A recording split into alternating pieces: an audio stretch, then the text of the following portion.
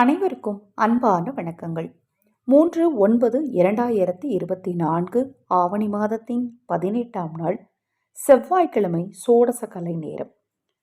அமாவாசை முடிந்து வரக்கூடிய 1 மணி நேரமும் பிரதமை திதியில் 1 மணி நேரமும் சேர்த்தே சோடச கலை நேரம்.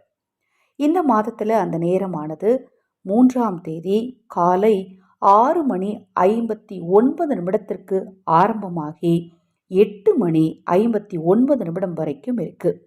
இந்த நேரம் பார்த்திங்கன்னா சித்தர்கள் கூறிய ஒரு முக்கியமான ஒரு சூட்சம வசிய நேரமாக கருதப்படும். சித்தர்களும் முனிவர்களும் பார்த்திங்கன்னா இந்த நேரத்தில் தான் வரங்களை பெற்றார்கள் அப்படின்னு சொல்லப்படுது.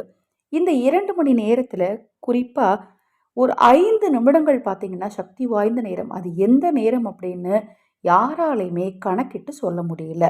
அதனால தான் இந்த 2 மணி நேரத்தையுமே சோடசக்கலை நேரம்னு சொல்கிறாங்க. இந்த 2 மணி நேரத்தில் நாம் செய்யக்கூடிய விஷயங்கள் நமக்கு கண்டிப்பாக வெற்றி கிடைக்கும். புதுசாக ஏதாவது நீங்கள் முயற்சி ஆரம்பிக்கிறீங்க, அதாவது சொல்லுவாங்க எல்லோரும் பாட்டி மேலே ஆரம்பிக்காதீங்க அப்படின்னு சொல்லுவாங்க. ஆனால் இதை மாதிரி சோடசக்கலை நேரத்தில் நீங்கள் ஆரம்பிச்சிங்க அப்படின்னா கண்டிப்பாக உங்களுக்கு வெற்றி மேலே வெற்றி கிடைக்கும். தடைகள்ங்கிறது இருக்கவே இருக்காதுங்க.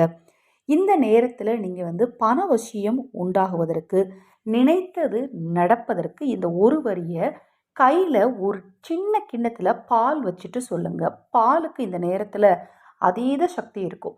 இயற்கையாக கிடைக்கக்கூடிய நிறைய பொருட்களுக்கு சில குறிப்பிட்ட நேரங்களில் பார்த்திங்கன்னா அதீத சக்தி இருக்கும். அந்த சக்தியை இந்த பிரபஞ்சத்தின் ஆற்றலோடு சேர்த்து நாம் பெறணும் அப்படின்னா அதற்கான மந்திர பிரயோகத்தை அந்த நேரங்களில் செய்யணும். இப்போ சோடசக்கலை நேரம் என்ன அப்படின்னு தெரிஞ்சுக்கிட்டோம். ஒரு சிறிய கிண்ணத்தில் கொஞ்சமாக பசும்பால், காய்ச்சிய பாலாக இருந்தாலும் சரி, காய்ச்சாத பாலாக இருந்தாலும் சரி எடுத்துக்கோங்க. எடுத்துட்டு இப்போ நான் ஒரு வரி சொல்கிறேன். இதை உங்களால் எத்தனை முறை உச்சரிக்க முடியுமோ அத்தனை முறை வடக்கு திசை நோக்கி அமர்ந்து உச்சரிக்கணும். பூஜையில் அமர்ந்து தான் சொல்லணும்னு இல்லை, நீங்கள் இருக்கிற இடத்துலையே சொல்லலாம்.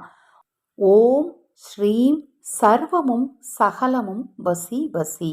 இந்த மந்திரத்தை சொல்லும்போது உங்கள் கைகளில் பாலை வச்சுட்டு சொல்லுங்கள். சொல்லி முடிச்சுட்டு அந்த பாலை உங்கள் நிலைவாசலில் கொஞ்சமாக அதுலேருந்து பால் எடுத்து நிலைவாசலில் தெளிச்சிட்டு மீதி இருக்கக்கூடிய பாலை கொண்டு போய் துளசி செடியில் ஊற்றிடணும். கொஞ்சமாக பால் எடுத்துக்கோங்க, நிறைய எடுக்கணும்னு இல்லை.